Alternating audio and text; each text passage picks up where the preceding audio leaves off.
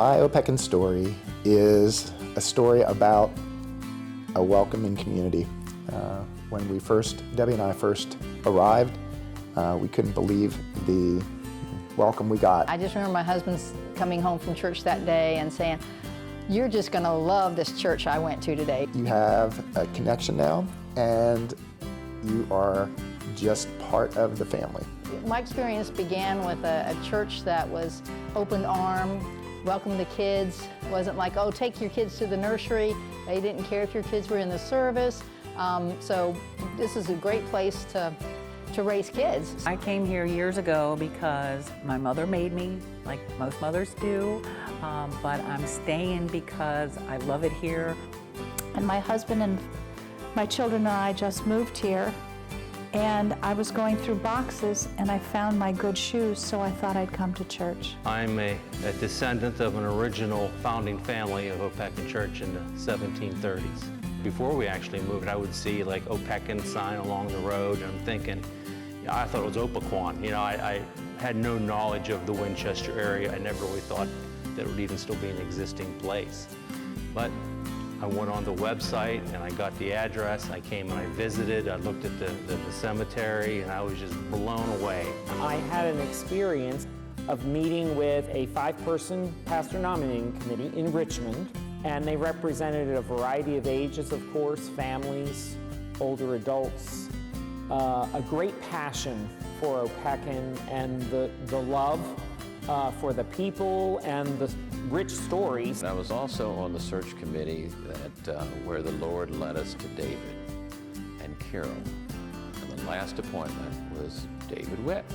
Meeting with a 5-person pastor nominating committee in Richmond, and they were an excellent reflection of Opequon Church back in 1997. The Lord put us together. We had lunch with him the next day, which was a Sunday, and issued a call probably within 2 weeks. And the rest of that is history.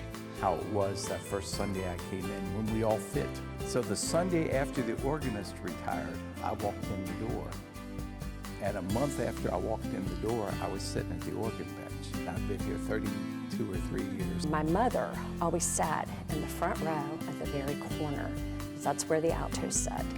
And if the junior choir on the other side was getting a little bit of rowdiness in them during the sermon, all I could see was my mother's head coming above the wall, the partition, and all she had to do was shoot her hairy eyeball, look at me, and we knew that I needed to settle down. I remember when my sister June and I used to help with communion and drain all the little cups into a paper cup to throw away. Of course, then it was just grape juice. And I can remember sitting on the back row with my father, and during the service, I would clean his fingernails. It's amazing to me how many families are still connected to this church through their children and even their grandchildren, and that is just so awesome. My kids were baptized here. My grandkids were baptized here, and will always be my home church now. Mom and I wear hats like the ladies when I was a kid used to wear hats. We used to have some great outdoor worship services out from the Memorial Sanctuary on the lawn, and I can remember very vividly one Sunday we were singing and all the cows over in Mr. Hardy's field decided to come up and join us as we sang.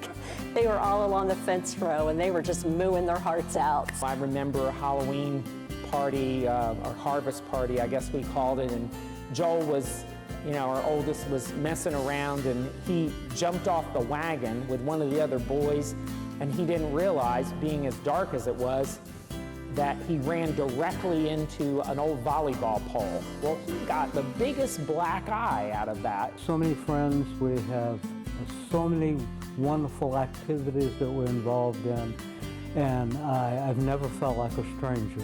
We settled upon Opequon because we found it to live up to its reputation as being the friendliest church in the valley. From day one, we felt like we were at home. It's the people. It's a really nice environment, and I feel really safe. Allowed to take your own path, do what what you're comfortable doing. To try new things, and something doesn't work, cool, we'll move on. This was exactly what I needed when I needed it. come as you are with what you have, the weaknesses and the strengths. And that to me tells the story. When we came to Opequon, we stopped looking because the welcome was there. Still have never seen a church as healthy, as welcoming, or as much fun as this one. And I'm going to stay till they carry me out.